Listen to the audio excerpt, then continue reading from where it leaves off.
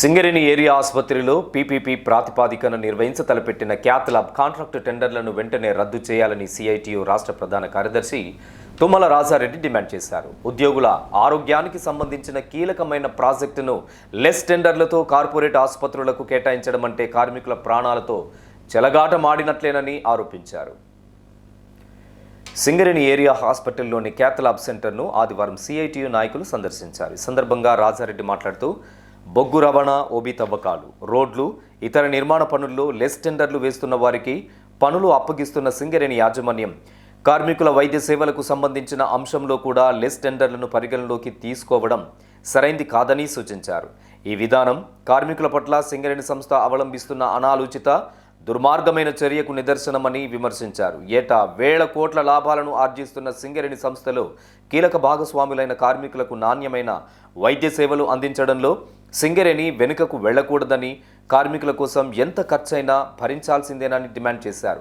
తక్కువ రేటుకు టెండరు దాఖలు చేసిన ప్రైవేటు ఆసుపత్రులు కార్మిక కుటుంబాలకు నాణ్యమైన వైద్యం అందించలేవన్నారు. కార్మికులు, ఉద్యోగులు, అధికారుల ప్రాణాలకు సంబంధించిన కీలకమైన ఈ వ్యవహారాన్ని స్వయంగా సింగరేణి సంస్థనే నిర్వహించాలని డిమాండ్ చేశారు.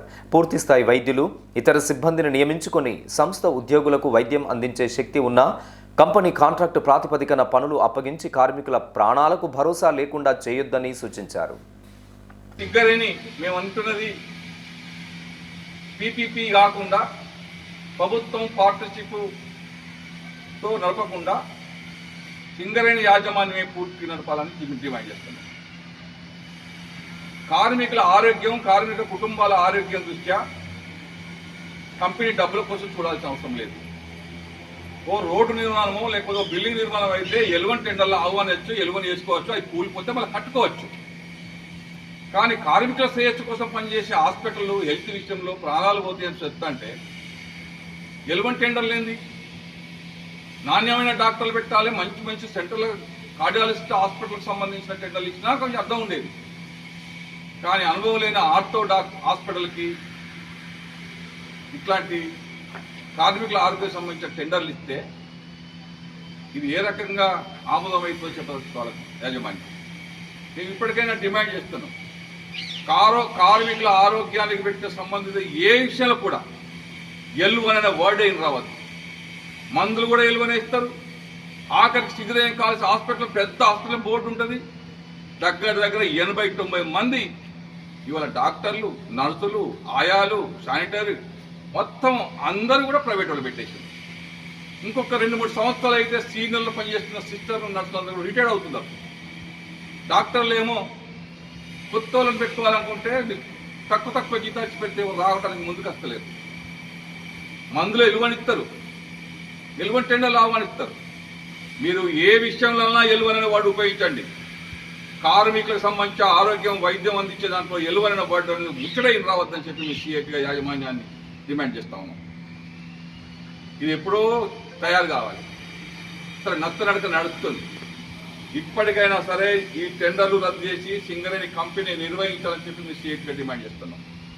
అందులో 5 బెడ్లు ఉంటాయట. ప్రభుత్వానికి అంటే మేనేజ్మెంట్కు 5, కంపెనీ కార్మిక సంబంధించి 5, 10 మంది ఉంటారా సింగరేణి వ్యాప్తంగా? మరి మిగిలిన వాళ్ళకి ఎక్కడ చేస్తారు? సర్జరీ చేయాలంటే ఎక్కడ చేయాలి? కేవలం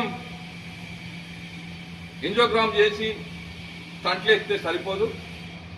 స్టంట్లు మొత్తం ఏ స్టంట్లు ఎత్తారు? రకరకాల స్టెంట్లు ఉన్నాయి. దానికి కూడా క్లాట్ ఇవ్వాల్సిన అవసరం ఉంది. మరి అతిథి అయితే సర్జరీ చేయాల్సి వస్తే మళ్ళీ రిఫర్ చేయాల్సిన పరిస్థితి వస్తుంది.